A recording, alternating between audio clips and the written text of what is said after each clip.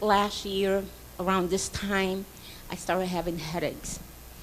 And they just kept getting worse and worse. I couldn't move my head to the left or to the right. I used to lay down in bed just crying, my tears coming down. And I'm thinking, oh my Lord, do I have a tumor in my head? Is this cancer?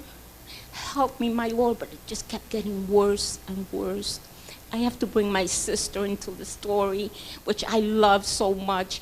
Now, she's been following the Lord. She's a woman of God for many years. Amen. And she's taught me so much. When her son was dying in bed with cancer, 40 years old, I used to take her. I didn't know the Lord. I used to take her to the hospital, and I'm looking at her, and her son is begging her, put lotion on my head. It's burning. It's so hot from chemo. And I'm looking at her, and I said, how is it possible that she's got so much strength to put that lotion on him? If it was me, I couldn't do it. But she serves the Lord, so the Lord was giving her strength. So now, last year, I'm thinking, oh my goodness, I have this tumor like my nephew. God help me. My pain is getting worse and worse. I go to the doctors. They said, well, Emid, I have to send you to a specialist.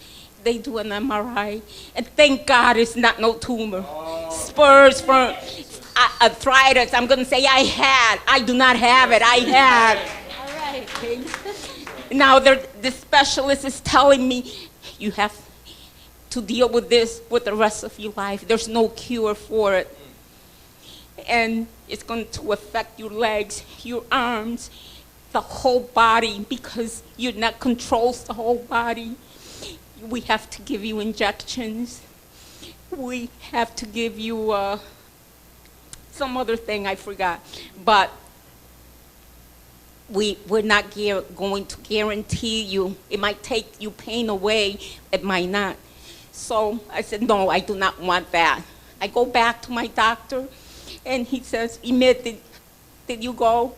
4 months after, I go back to my doctor. He goes, Emid, did you tell the you go for those injections? Because my doctor's got a report from the specialist. I tell him, I said, no, God is going to heal me. I'm not going for no injections. Yes. So he says to me, you know what, Emid? Okay, you said God is going to heal you, but the time is going to come that you're going to go and beg the specialist for injections. Okay, it's been 6 months. I haven't gone to beg for no injections. I could turn my head back and forth.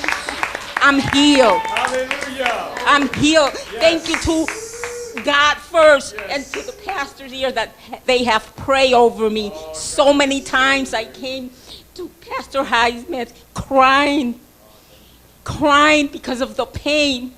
But you know, this is not where it ends. It started with my son. A few years ago, I can't sleep. I run a daycare. 5 months I couldn't sleep. I'm going crazy. Walking all over my house. My husband cannot take it anymore. He moves to the other room. He can't take it. I'm holding my head. 1 o'clock, 2 o'clock. I'm out driving, going to my car, going to my son's house, getting my grandson. He's 15. I said, Jivan, you have to come to my house. You have to come and sleep with me. I'm scared. Now, I'm really losing it. I go to emergency a few times. My daughter takes me. I go to my daughter's house 1, 2 o'clock in the morning, get her. I can't sleep. I go to emergency, high blood pressure. My body's breaking down. They sent me to my doctor. He's asking me, what is it? What's causing this? You have any problems at home? Your husband, your kids? I said, I have no problems. I cannot figure this out. He says to me, we need to give you sleeping pills. Your body's breaking down. You have to sleep. Okay, they give me my sleeping pills. Then my son says to me, Mom, your grandson Jivan, he cannot go to your house and sleep anymore. School is gonna start. He needs to sleep, because I wouldn't let him sleep either. I was just so scared, so nervous. I couldn't breathe. I had so much anxiety, and I just didn't know where to turn. I started going to my daughter-in-law church. I just didn't feel right there. I'm lost. I don't know where to turn. My son works with Pastor Highsmith. He goes, Mom, I know where you could go. I know where I'm going to bring you. He goes, I said, where? I said, I'll do anything. Right now, I'll do anything. I can't work like this. I'm taking care of 6 little ones and not being able to sleep. It was horrible. So my son says, I'm going to show you the way. I'm going to bring you there so you can learn the way where to go, because my son and his wife, they go to a different church.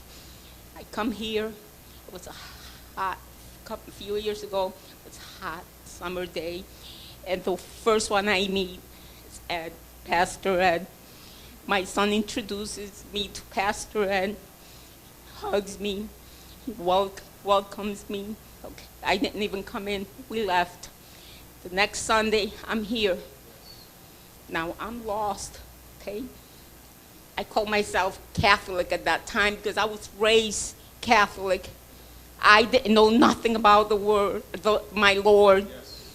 So now, I'm coming here every Sunday. My neighbor, nobody knows my story. Nobody knows what's happening to me. Only my husband, my daughter, and my son, and my sister-in-law. So I'm still having problems sleeping.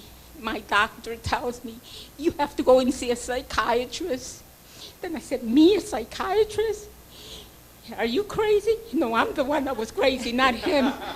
He goes, yeah, but you go to a psychiatrist, Emid, you're going to lose your license. You cannot do any more daycare, because if the state finds out you're having issues sleeping, you can function with kids, they're going to take your license away. So now I really lost it. I said, oh my goodness, my husband doesn't work, he's retired. I have a mortgage. I'm just going crazy. So I'm coming here. The only times I'm sleeping is with my pill. But the doctor says, no, we have to take those pills away. You're going to get addicted to them. Been here a month and a half. I didn't know nobody here used to come. And you people were, so wonderful. Used to come over. Hi, how you doing? You guys made me feel at home. So I've been here a month and a half. My neighbor, I really don't know her. We just say hi and goodbye, that's it.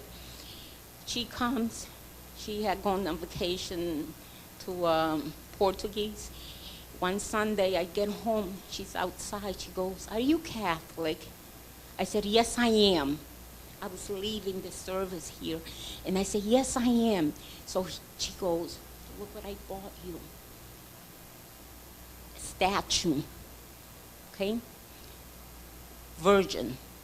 So now I'm thinking, oh God, this is what I need, She says to me, this statue's been blessed. Whatever you need, you ask her and she'll get it for you. Pray to her.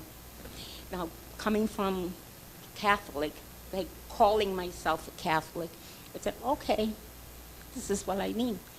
So I continue coming here.